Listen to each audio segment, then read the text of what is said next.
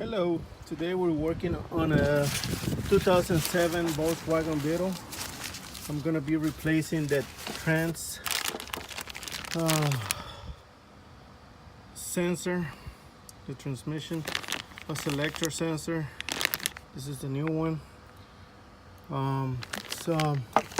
It's easy to get to. All you gotta do is remove this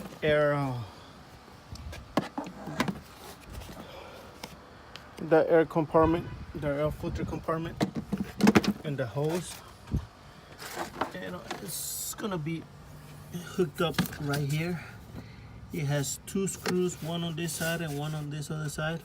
And there's two on this side, on this pole. That's where it gets.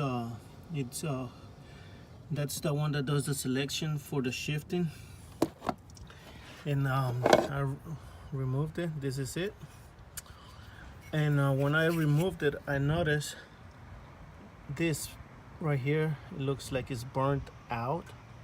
And the issue that we were having with this car was that it will go into, it will shift automatically from D to 1, and really dangerous when that happens, especially when you're driving on the beltway.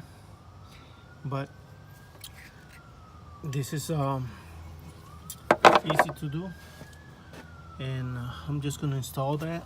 This is the other piece that connects to it, so as soon as I'm done I'll have to replace this back. So I'll keep you posted and I'll show you the finished work when I'm done. But that's the transmission selector